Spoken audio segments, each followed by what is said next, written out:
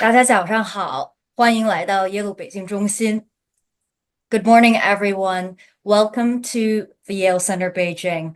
I am Carol Lee Rafferty, the Executive Director of Yale Center Beijing and a Yale College alumna.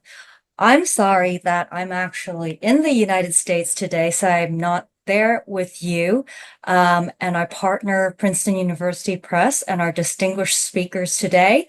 But I would still like to take this opportunity to welcome all of you, our distinguished speakers, Professor Leslie Valiant, and Dean Xuelan from the Schwartzman College, who's returning to the Yale Center Beijing. As some of you may know, Steve Schwartzman is a distinguished alumnus of Yale University. And so we share many common resources, including fantastic faculty and speakers and students. I would also like to thank our colleagues at the Princeton University Press and Yale Center Beijing for making this event possible. As part of the Princeton-Yale Ideas series we've launched here between the Yale Center Beijing and Princeton University Press. I'm going to get off very soon because I want to leave the podium to my colleague, Devin Lau, also a Yale College alumnus who's program director of the Yale Center Beijing. He and I have switched places. He's usually based in New Haven, and I'm usually based in Beijing. But at the moment, I'm in the US and he's in China. He will talk a little bit about the Yale Center Beijing and also welcome Princeton University Press's Li Lingxi to the podium. And I understand that Lingxi will have the honor of introducing our wonderful speakers for today. So without further ado, again, welcome everyone. And thank you to our speakers and audiences and the teams at Princeton University Press and the Yale Center Beijing. Thank you. Thank you, Carol. As Carol mentioned, my name is Devin Lau. I am the Associate Director for Yale Center Beijing, normally based at Yale in New Haven, but very honored to be able to be here in Beijing today to welcome all of you to this event. Today, I want to introduce a little bit about Yale Center Beijing. I'm just curious, how many of you guys are here for the first time? If you're here for the first time, raise your hand. Okay, good. So about half of you. So Yale Center Beijing, we are now entering our 10th year anniversary. We were established in 2014 as Yale's only center outside of New Haven that serves the whole university. Afterwards, if you want, there's a history wall behind me on the other wall that talks about the history of Yale and China. And as many of you guys probably know, it is the longest running relationship between any American university and China. And so we're very glad to be here, and thank you for coming on a Saturday morning to join us for this event. We try to bring world leaders across various different fields in the humanities, in the sciences, in technology, any field where there's interesting and cutting edge research to be done, to bring together different people from different backgrounds to have good conversation about sort of the most pressing issues of the future. And so I can't think of a more appropriate person to be talking today and a more appropriate venue for this event. Just to show you a glimpse of how important this event is, as you know, you are at Yale Center Beijing. Our speaker today, Professor Leslie Valiant, is a professor at Harvard, and this is a Princeton University Press. So it's very hard to get Harvard, Yale, and Princeton all together in one room for an event. And so with that, I'm going to turn it to the representative from Princeton University, who also happens to be a Yale SOM graduate, I just found out, to introduce our speakers for today. Thank you, Devin, and thank you, Carol. So just a minor correction. I'm graduate from Columbia, so there's another Ivy League representative in the room today. So, okay. I thanks everyone for the offline, and we also have the online audience for joining our July Princeton-Yale Ideas Series. So this is an initiative in 2024 featuring world-leading scholars and their most recent publications by Princeton University Press. This event aims to foster scholarly exchange between China and the West on cutting-edge topics of global relevance. So since Carol and Devin has given us the welcoming remarks, so I will just go into directly to introduce our speaker and the books today.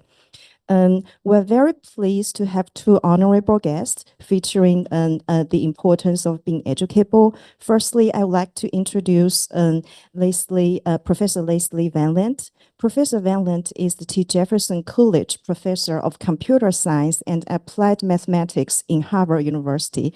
So he's the recipient of the Turing Award and the Vanier Prize for his foundational contribution to machine learning and computer science. And recently, in the very fresh news, in the 2024 International Congress for Basic Science, Professor Van Lent was awarded the Basic Science Lifetime Achievement Award. Congratulations to you, Professor, to have another one to your award collection. So our honorable discussant today is Professor Xue Lan, Dean of Schwarzman College and Tsinghua University. Professor Xue is also a distinguished Faculty of Arts, Humanities, and Social Sciences at Tsinghua University, where he also serves as the director of the Institute for AI International Governance and Director of China Institute for Science and Technology Policy. I want to have a special mentioning is Professor Xue Lan also sits on the advisory board of Princeton University Press in China. Thanks for your continuous guidance and support to us. And Professor Xue's research interests include global governance, crisis management, science, technology, and innovation policy. So with this very extensive expertise, I believe your research contribution will provide a lot of insight into our topic today. Okay, let's finally circle back to the book of today, The Importance of Being Educable, which tackles a very key issue is our intelligence-driven culture lack a very clear definition of what intelligence is. And in this visionary work, Professor Van Lent argues that the remarkable educability of human brain understood as an information processing ability is what sets our species apart, enables the flourishing of our civilization. So by examining how we learn and comparing it to the animals and AI, Professor Van Lent emphasized the education should be the humankind's central preoccupation. Very fascinating. So last, a little of the house rule. Professor Van Lent will speak for 40 to 45 minutes to offer the key insights of the book, and Professor Xue Lan will comment and share his perspective for 15 to 20 minutes. So anyone who has questions for two speakers will be able to raise them in the Q&A sessions. So let's welcome Professor Leslie Van Lent. Okay, well, thank you very much for inviting me here, and thank you for PUP for publishing this book. So, I find writing a book, quite a big effort, takes a lot of time, so I only do it if I really have to. So this book brings together some ideas I've been thinking about for a very long time, and it kind of somehow these elements came together in a new way, so I thought I had something to say, and so this book tries to say it. Am I going to okay, so that's the book. Okay, so very roughly, well, I'll tell you what the book is really about, but one byproduct of the book is that while I was writing it, sort of AI in the shape of large language models were suddenly launched onto the world in a rather strange way, I thought.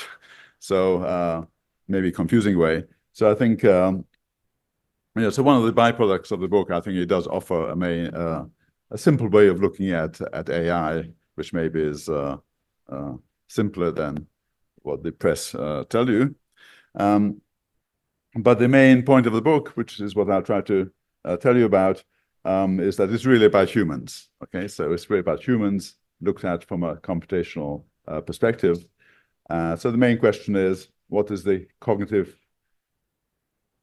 capability that humans have that have enabled us to build the civilization we have?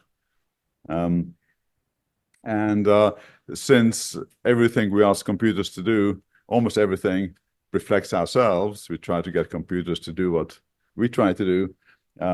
This is also an answer to the question of what's the potential power of AI. So the idea of treating humans and computers in the same breath. So we got a license for this from Alan Turing. In a radio broadcast in about 1951, he asked whether can every task done by humans be also done by a machine. And I think his answer was very important, I think. So he said that it is customary in a talk or article on this subject to offer a grain of comfort in the form of a statement that some particularly human characteristic could never be imitated by a machine. It might, for instance, be said that no machine could write good English, or that it could not be influenced by sex appeal or smoke a pipe. I cannot offer any such comfort, for I believe that no such bounds can be set. So he basically said that, you know, this is settled. Whatever humans can do, machines will be able to do as well. And I think it's worth taking his word for it, because this wasn't just some philosophical guess on his part. This was really his science. So his main contribution to science was what became known as the Church-Turing thesis, which is that certain definition of computation, which he devised, he hypothesized to be the most powerful there is in the universe for any device, whether it's biological, chemical, electrical. And this hypothesis has stood up well. It's a very firmly established principle of science. So in principle, he told us that, you know, whatever humans can do, machines can do as well. And you know, and I say we should take his word for this. And this isn't a very productive question, although this is the question which everyone asks at the end. Okay, I know that, but let's not start with that. Okay. So I think the more important question is that, so supposing at a general level, humans and machines can do the same thing. Well, what is it that humans can do? You know, why don't we define what humans can do? If we can't define ourselves, then you know, what are we talking about? Okay, so how to characterize human capabilities? So there seems to be so for thousands of years we're told that the most important study is the study of ourselves, but I don't think we understand ourselves too much. Okay, and then as an illustration of this, we can look at the word intelligence. So I think humans almost define ourselves by the word intelligence. When we measure our mental abilities, we often call the result an intelligence quotient. When we attempt to emulate our mental faculties, we call it artificial intelligence. Some fear that machines more intelligent than humans would be an existential threat. So the press is full of scare stories. And in Searching the Cosmos, we're seeking intelligent life. So you would think that we'd understand intelligence, but we don't, and professionals don't either. For psychologists who are responsible for intelligence tests, it became important to actually find out what is it that we're testing people for.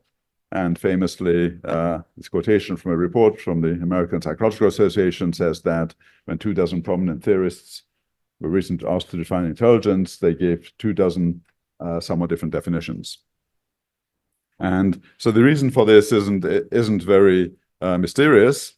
So by definition, I mean that, you know, if you think you know what intelligence is, then my question is, well, how do you recognize an intelligent person? So what behavior do you look for? And this is very hard to put into words. And this isn't surprising because, so certainly IQ tests, when they started, they were inspired partly by this psychologist, Charles Spearman, in 1904, and he defined it implicitly. So he talked about statistical correlations between how children in schools do different subjects. And so intelligence is something to do with this statistical correlation. He didn't define, you know, what an intelligent person does, you know, how to recognize it.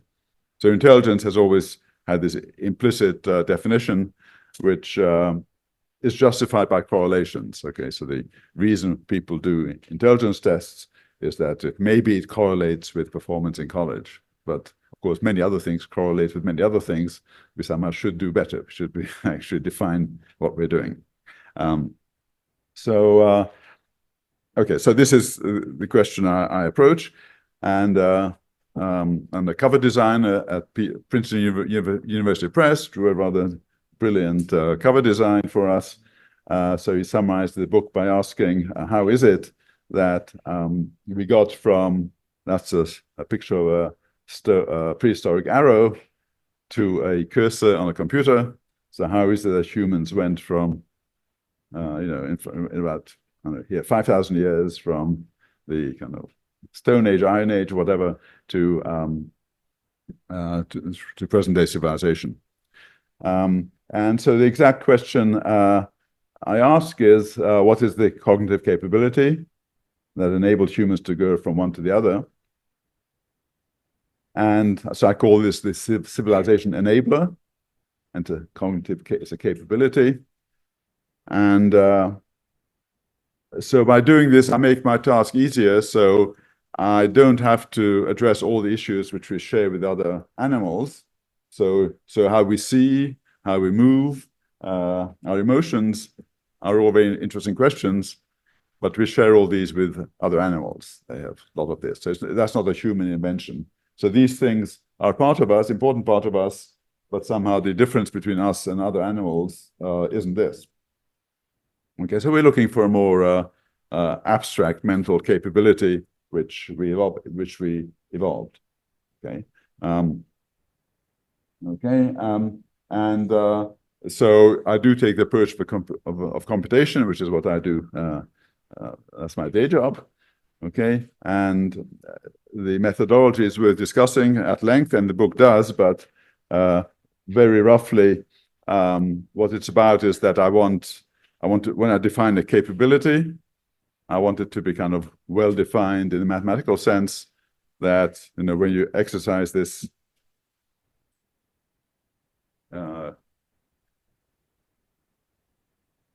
capability,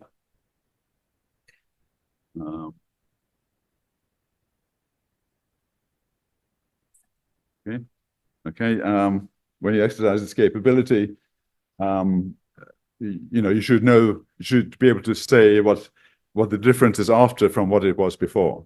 Okay, so it's a functionally well defined that, if you do something, you know what difference you're making. And the second part hidden away there is that it should be computationally feasible. So we shouldn't wish for kind of pie in the sky wishes. We should only define functions which are computationally, in principle, doable in this universe. So there is a methodology there which restricts us to things which are fairly concrete. So what is this civilization enabler? Well, of course, in various forms, this question has been asked by many people for a long time. And so here, on a website, you can find 617 different topics and academic references to research on how humans and non-humans differ. So there's no shortage of opinions and data on this.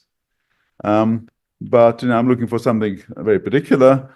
So I want a cognitive capability which enables humans to achieve the civilization we have. And so obviously not like eyebrows. Supposedly only humans have eyebrows in the animal kingdom, but there's no theory that if you have eyebrows, then you can develop mathematics. Animal domestication. So there's, of course, a large literature on people who say what was important in human history. So animal domestication was very important in human history. But again, there's no theory that if you can domesticate animals, then you can make rockets to go to the moon. Okay, so it's not a capability which explains why we do what we do. So there are many other things which various people people work on human evolution, anthropology, emphasize are special to humans. We collaborate a lot. We do social learning, but so do other animals. Intelligence, as I said, is not too well defined. So symbols and language. I don't know, so is this disturbing having this thing there, or yeah, yeah. So, can we remove this? I don't know. Anyway, so if we can remove it, that would be good, I think. But sure,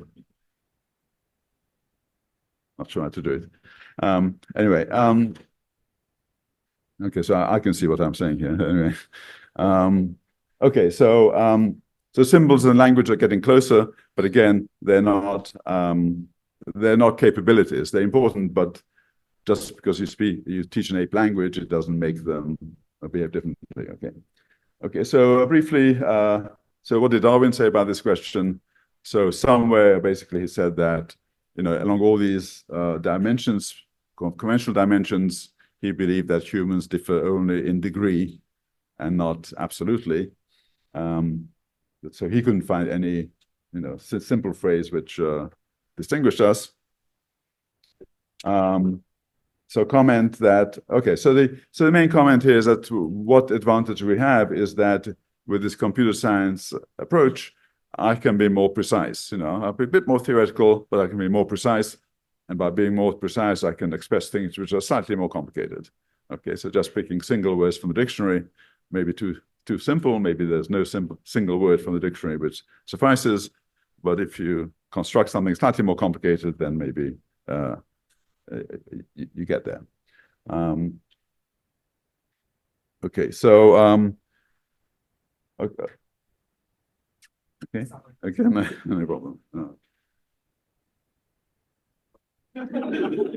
Okay, thank you.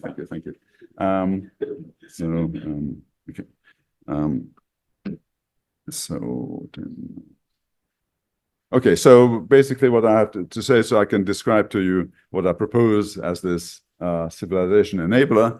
So it's a composite capability in terms of how we learn information. It's about how we learn and process information. It's put in this computer science kind of way of thinking. So basically, I can summarize this to various levels of detail. And then at the end, I've got some afterthoughts, which are various directions in which I have ventured to think, which I hadn't thought about before, inspired by this definition. Okay, so I think if you look at this definition, then you start thinking in various directions. So,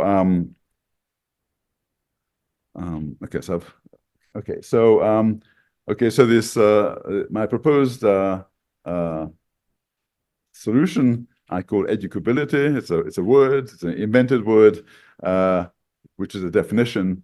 And I'll tell you what I mean by it, but obviously it's most similar to the idea that we're waiting around to be educated. We're waiting around to be filled with, to absorb knowledge and to be and to use it. Okay, so very roughly, people stand around reading their cell phones, they watch movies, they read books. So we're all the time, waiting to absorb more and more knowledge. We're very good at absorbing more and more knowledge. And we can put the knowledge into our minds and organize it and use it. So we're very good at something. And I'm trying to capture this as best I can. Okay, so I've got a one-page definition, and then I unpack it later on. So this basically consists of three capabilities. The first one is that we can generalize from experience. So we can have particular experiences, and we can generalize from it to gain more general beliefs. And so this will boil down to exactly what current machine learning does. Okay, so current machine learning, for example, now large language models take lots of sentences and are very good at predicting the next word. Okay, that's an example of generalization. So that's very successful, but it's not everything. We start with that. So the second aspect is that once we're good at acquiring these beliefs from experience, then it seems natural that we want to combine it. So if we've learned two things, and the first belief we see situations where we predict what's going to happen next, then from our second belief, want to predict what will happen after that. So when we plan how we get home this afternoon, then we make a sequence of predictions. And each of these we've learned separately, but we can combine them. And the third thing is being able to acquire beliefs not from our own experience, but I suppose from others' experience possibly, but by being told explicitly. So if you sit in a lecture room, then you're explicitly told beliefs, you're taught a formula, and you know how to execute the formula, you're taught a recipe, you're taught some procedure. So you're taught, in computational terms, you're taught a computer program which you can execute, and where this program comes from, who knows? It's not your personal experience. Okay, and certainly the formal education is very much based on number 3, but by itself is not very rich. And so all this you have to describe in some context which is rich enough that it's worthwhile. So if your whole world was like a 1-pixel screen, then it would wouldn't be worth doing this. So so this says that we can do these kind of things in what I call a mind's eye. So we can analyze a scene. We can see 3 people in front of me and seeing who's sitting next to whom. We can analyze small scenes, and we can learn about these scenes and do all those things. And the last part is that we can also do symbolic naming, that we can give arbitrary names to people or to things or to scientific concepts. And all these 3 things are implemented, are integrated. Okay. So that's a definition. And just very briefly, so educational philosophers talk about many things, but certainly they do hit these 3 things that I suppose number 3 is this very formal transferring knowledge from one person to another, where traditional education, but it's also emphasized that doing some hands-on learning when we learn from our own experience, number 1 is also important, inseparable. And then number 2 is like being able to apply what you've learned, and not just soaking in information, you have to be able to kind of apply it. So these three things touch, what people discuss is a good thing to do in education. Okay, so as I said, the hypothesis is that we are able to do this, and other species cannot. Then I don't have to give you an evolutionary timeline, but I can give a reasonable guess. And the point here is that the basic idea of generalized experience and using that is surely very ancient. So every animal in the world, as it's looking for food and avoiding predators, is able to learn from experience. So that's very ancient. But on top of this, the more recent addition, what humans can do is to be able to learn explicit descriptions of complicated things from each other. And of course, we do this through language. But what I'm describing is the capability you have to receive it. So so plausible hypothesis is that this basic capability I'm talking about, our species has had from the beginning. So people date our species about 300,000 years ago. And so we may have had this capability quite somehow just before. So certainly during the lifetime of our species, people have looked for genetic changes which might account for our great increases in cognitive performance, but haven't found any. So it's quite possible that what's going on is that we had some capability from the beginning, but it just took a very long time to to become useful. So certainly the idea of being able to exchange knowledge from others it gets more and more useful if there's more and more knowledge to exchange. So anyway, so that's I'm not committed to this timeline, but it's just a possible timeline. Okay, okay, so generalization from experience. So maybe I'll just go quickly through slightly more technical aspects of it. So this basically is formalized here as it is in machine learning. So the idea there is that there's some learning algorithm. So in our brains, we have some learning algorithm, and this sees examples. I've got this. Okay, so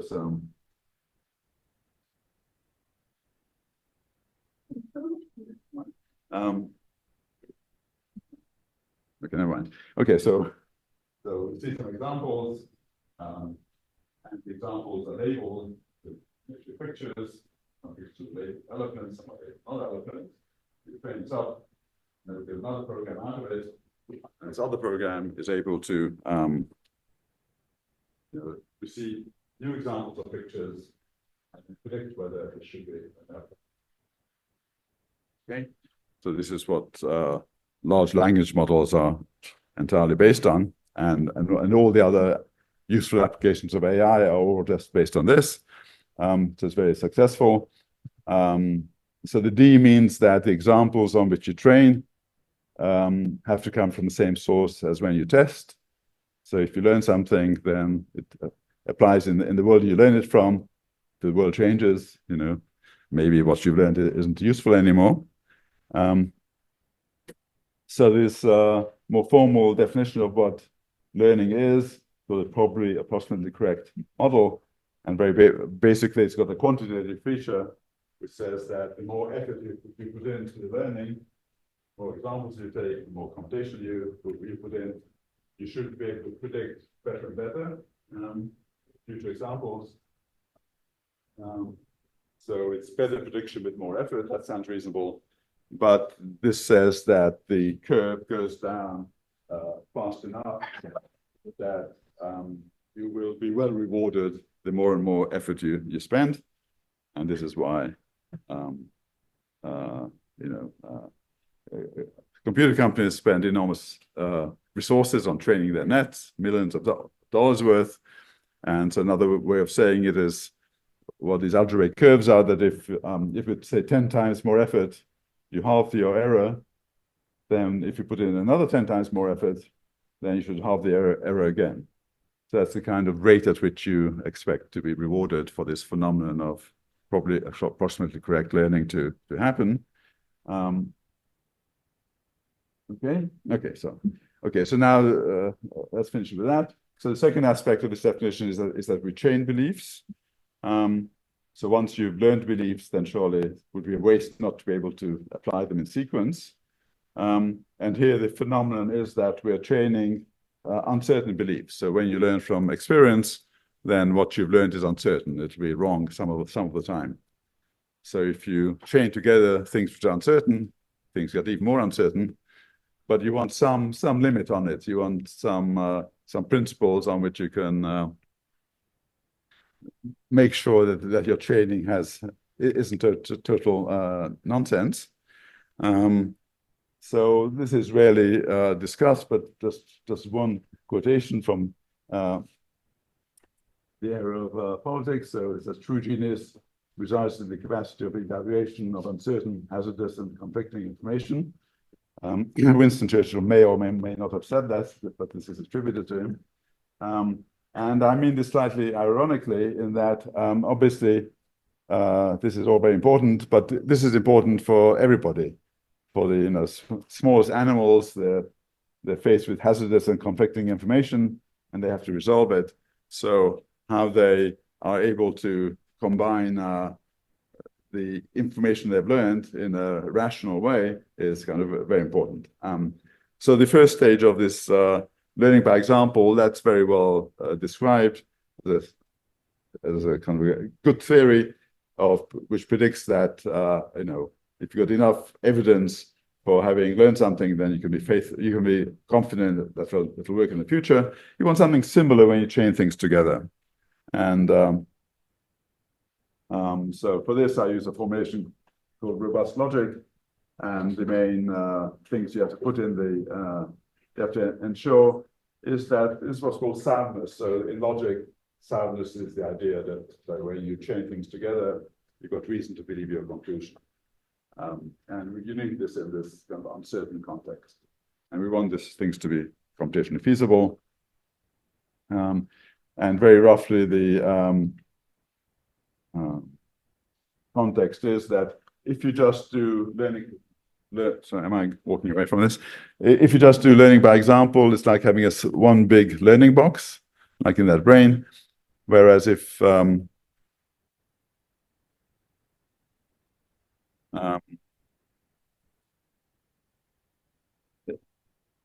Okay, thank you. Whereas in this robust logic framework, one should think of the idea that one is, instead of learning one thing, you're learning many things. Maybe you're learning, you've got a separate box for learning each word in the English or Chinese dictionary. And then when you see a situation, these things all make predictions of what's true. And then, but once it makes a prediction, you can use that prediction as the input for the next box. So you can chain your conclusions.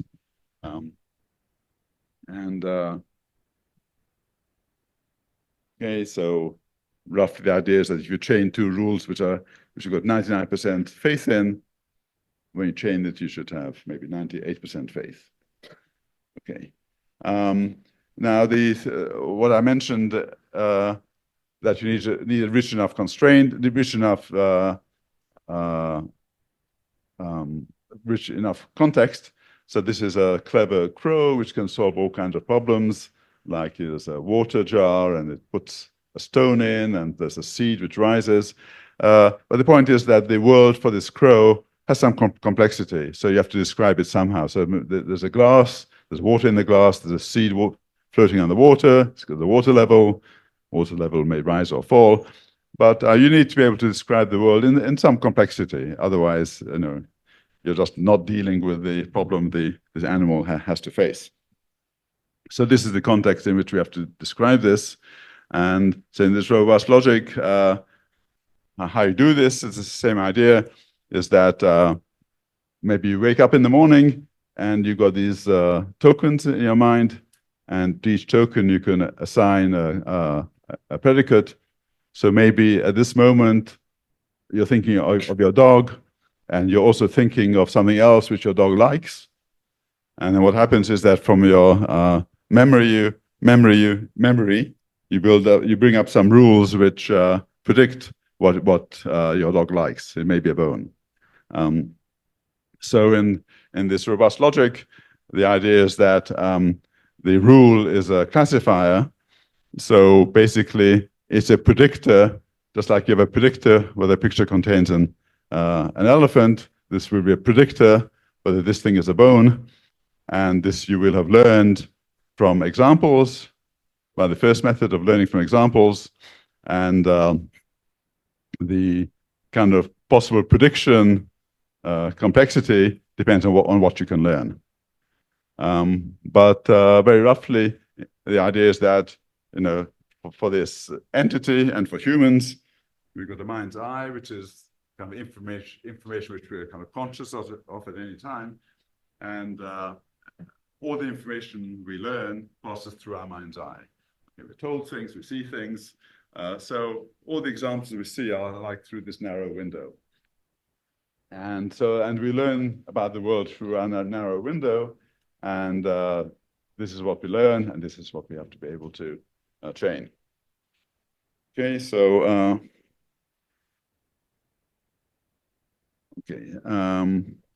so then this is a comment for people who do machine learning. So when I ask a question like, did Aristotle own a cell phone? Then humans can answer this easily enough, and so can many computers. But the example here is interesting because this isn't an example where you've seen many similar cases. Okay, so you haven't seen many cases of Greek philosophers with the property they owned. Okay, we don't just see this stuff. Okay, so we answer this by some sort of reasoning. We chain together things about when cell phones were invented, when Aristotle lived, etc. So it's by chaining. So the point is that that in the system we'll solve this not simply by just learning it from examples, but we'll chain together several things we've learned by examples. Okay, so some people call this out of distribution because this example doesn't look like what you've learned from, but we can still answer it in a principled way. So this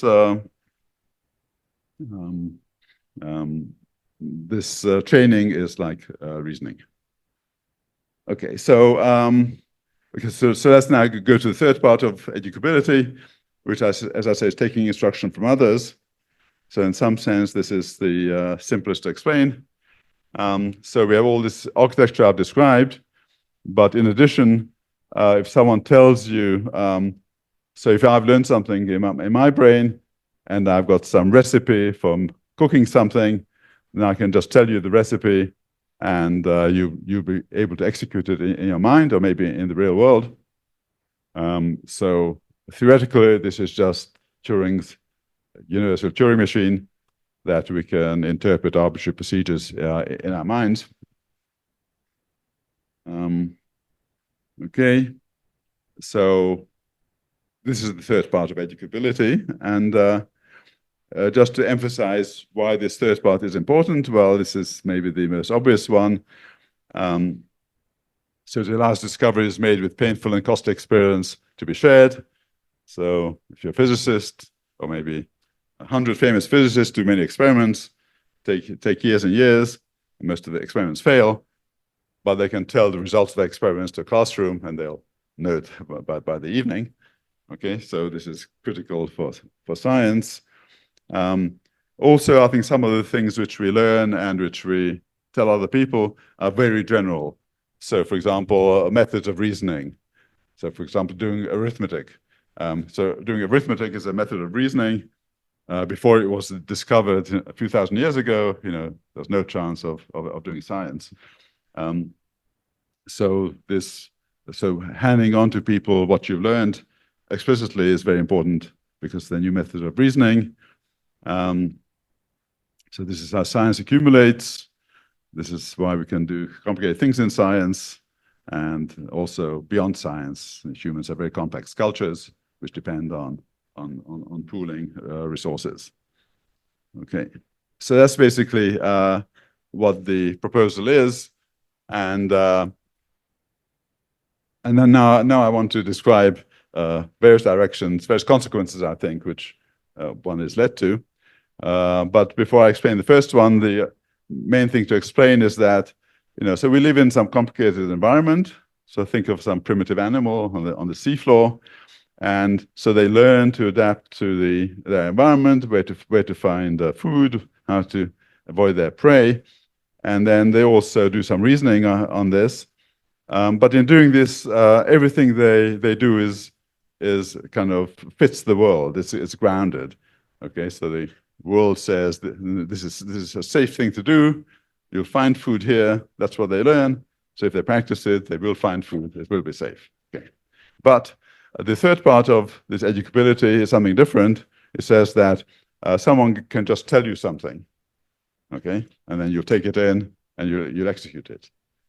But how do you know whether what you've been told is useful or true or safe or not terrible? Okay, well, the answer is you can't. Okay, because this can be totally arbitrary. It's divorced from the world you live in, whereas here the learning activity is all you're adapting to the world you live in.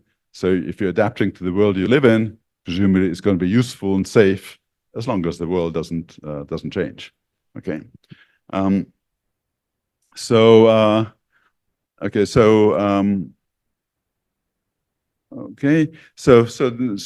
come to this downside of being educable, which is the last point, which is that so what I described is in educability are all methods of absorbing information, taking information in. But it seems that I haven't described to you, and I don't think we have accompanying capabilities for verifying the truth or validity or reality of what we learned. Okay, so I don't think it's just so being educable also makes us victims of arbitrary belief systems, ideologies, conspiracy theories, there's misinformation. And I think what I'm emphasizing here isn't that there's some bad people who tell us wrong things, but that we have an inherent failure in ourselves, which it may be useful to recognize. So it's I think it's not that evolution made a big omission and made us incapable of verifying theories. It's just that probably it's inherently impossible to verify theories beyond a certain extent.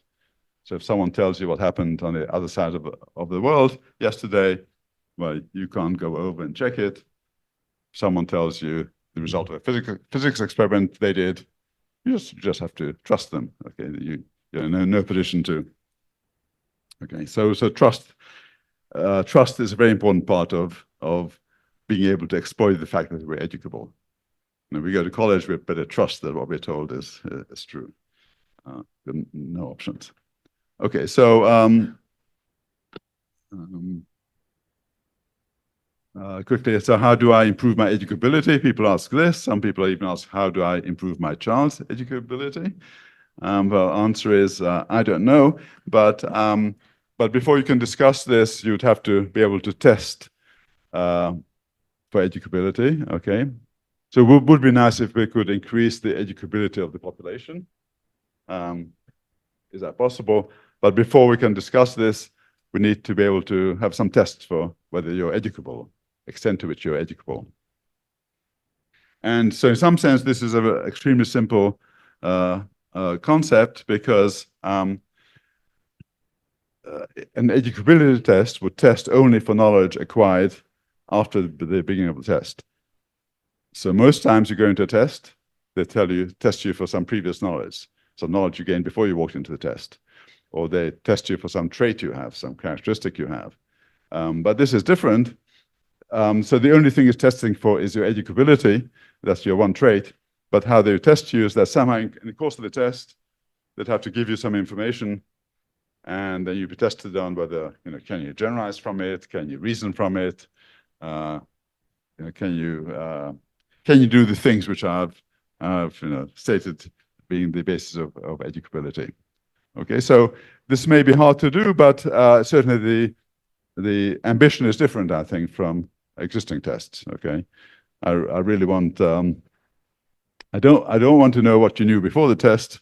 I don't want to test you for your previous knowledge. I really want to test you for, how well you've used the knowledge you've gained during the test. So, for example, a typical IQ test is something like, if apple is to seed, then. Okay, so no, this is not educability, because I haven't told you anything during the test. I'm testing you for some your understanding of previous relationships. Okay, so going on, so this model of educability is kind of a mathematical model if you unfold it, but does have many parameters. So even, of course, standard machine learning has many parameters. So choice of data you train on, choice of learning algorithm. Okay, so I'll just emphasize here it's belief choice. By this, I mean that if you're kind of a standalone system, then you always have to decide whom to trust. So even if you see you're learning from examples, I mean, do you trust the example? Maybe it's a false example. If someone tells you a theory or a fact, do you believe them? And certainly psychologists tell us that humans have quite sophisticated ways of doing this. So children initially trust their parents more than others. Later on, they don't. And people trust people in authority, et cetera, et cetera. So certainly a standalone system, one parameter is it shouldn't believe everything it hears. It needs to make some choices, and that's a parameter. And there's probably no optimal choice. It kind of depends on the world you live in. Okay. And there are lots of other parameters which I haven't described, but I really do think that these having parameters is not a bug of this model, but it's a feature of cognition. The fact that we're all different, we're good at different things, we've learned different things. These are all different parameters, if you like. And it's a feature of cognition that things happen in great variety. It's not that we're all trying to run the 100-meter race. It's okay. So no singularity. Okay, so people tell us to be afraid of a super intelligent machine which will take over, and the argument usually starts with something like this: there's an ultra intelligent machine, etc., etc., etc. So I'm rather skeptical of these things because so often these arguments assume that you have to be afraid of something rather mysterious, which we don't understand, and ultra-intelligent. That sounds fearsome. But what if our basic capabilities are very kind of prosaic, simple notions, as I've described, simple computational notions, which we can understand. So it may be that computers will be able to do these things easily and with a great speed, but we understand them. They're not very different from what humans do. Okay. So for example, also, what if educability is all there is? Supposing this is basically what AI is going to be, then we shouldn't be so afraid. Okay, so maybe these machines will learn faster, will do this and that faster, but we understand what they do. It's not that they'll necessarily want to take over. And also the idea that with all the parameters, that it's not that there's one scale of machine which gets smarter and smarter. It's not like chess where there's one dimension. Just like humans are very diverse, so will machines be very, very diverse, what they're good at. And the arguments for this ultra-intelligent machine taking over, I think, becomes less convincing with this viewpoint. Okay, so pitfalls of studying human behavior. Well, social sciences often come with different flavors. So what is that about? So eugenics was a kind of a social science 100 years ago, where we now think that they put too much emphasis on the importance of nature over nurture, and we believe they went badly wrong. So, oops. Okay, so so the basic difficulty in social sciences seems to be that it's very hard to draw conclusions about human behavior that are transferable in time and space. So you can examine how humans behave in a certain point of time in a certain location, but it doesn't mean that they'll behave the same way somewhere else. So basically, what educability has to offer, I think I'm giving a word. So I'm giving a word to this notion of nurture. Okay, so we say nurture, this influence of environment on humans, but what is nurture? So I'm saying that, let's figure out what nurture is, and I'm saying nurture is certain ways in which we absorb information. Okay, so we can study nurture a bit more carefully than otherwise. Okay, so education, lastly, it would be nice to contribute to some more scientific basis for education. So we all know that in the education world, enormous efforts are made in teaching better. Some of it is science-based, so a lot of research on like better methods of teaching writing in schools. That's all very important. But one would hope that there's room for kind of a more basic science of education, where you try to study the actual ways in which we kind of process information and acquire it. Okay, so I'll stop there. So thank you.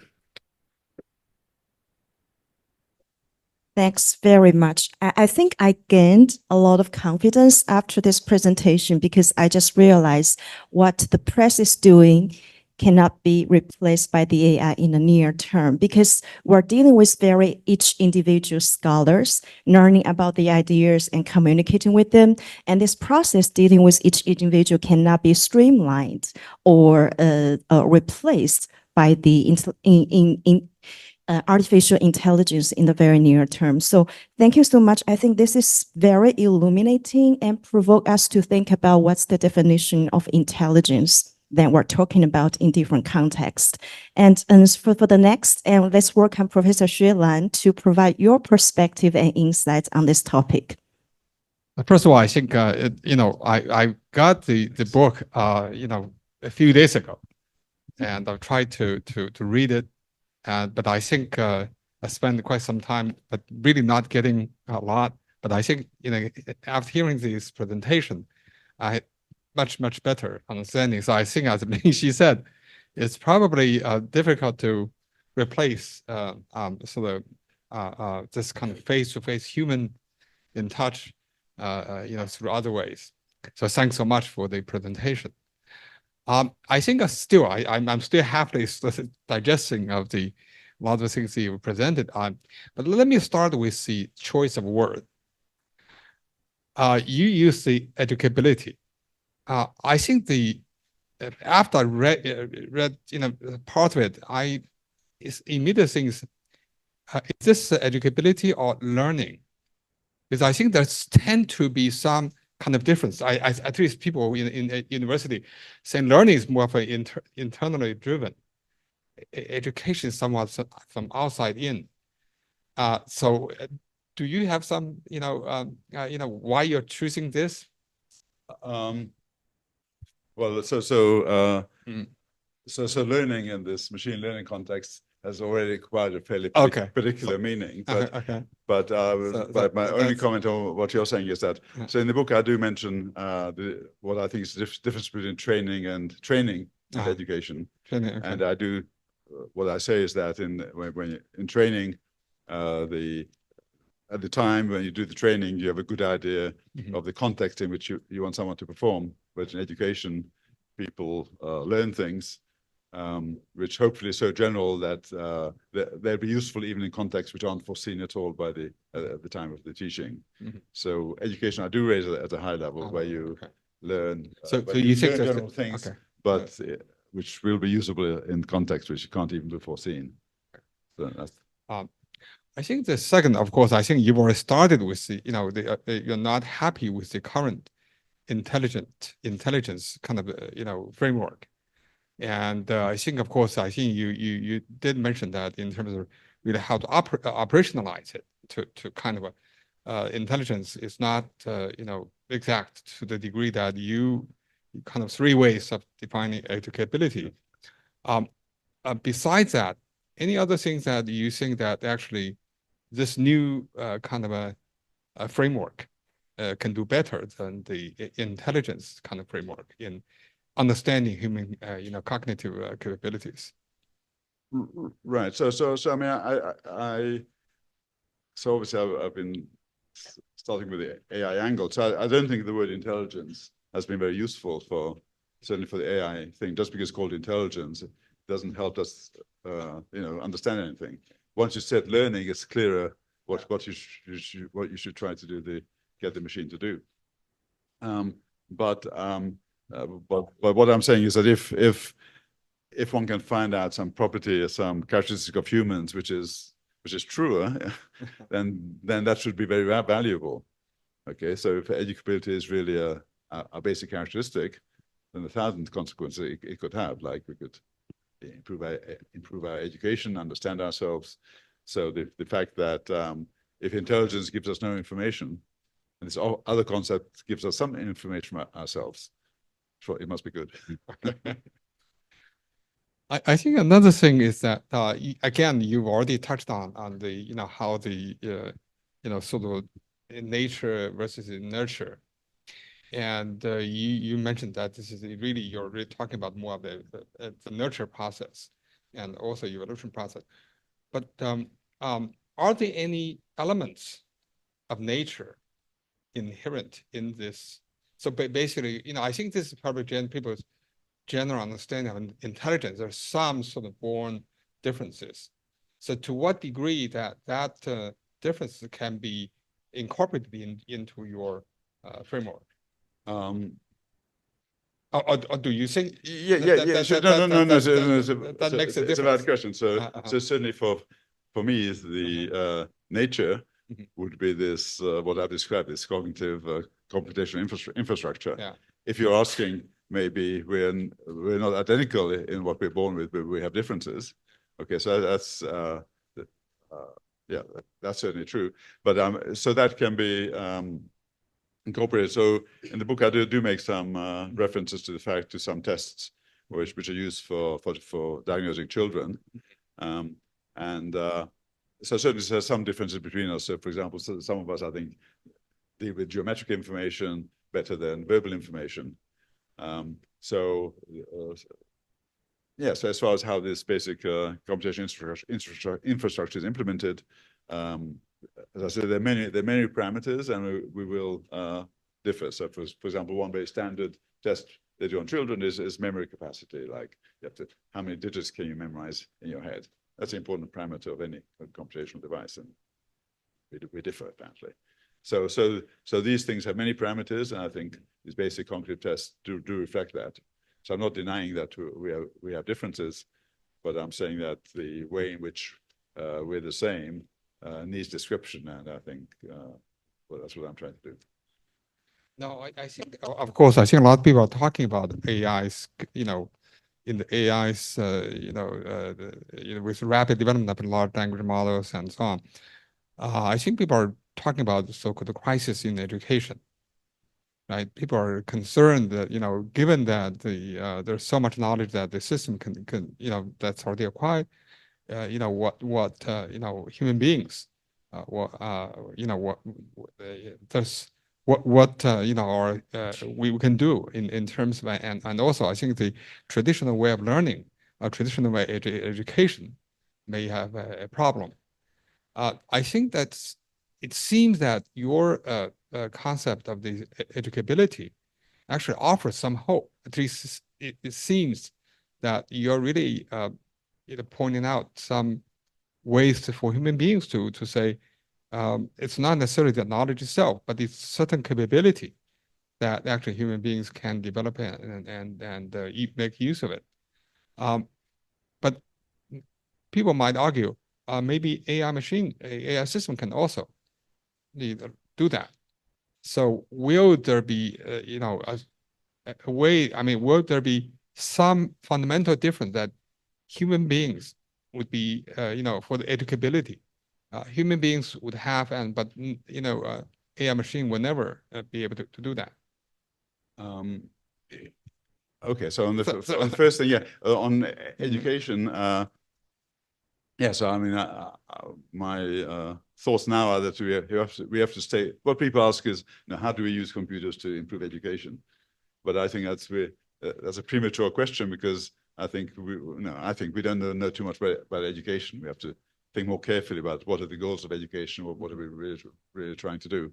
And if you decide that, then maybe we can see how computers can help. But in your last thing, you know, I think you're back to my first slide about how we're different from computers, and which I said, you know, isn't the most productive thing. So, you know, so I think, you know, Turing was right. So if you specify a very specific task, like playing chess, or if you specify very well what you want, what a job is, for example, I'm sure you can get a computer to do it very well.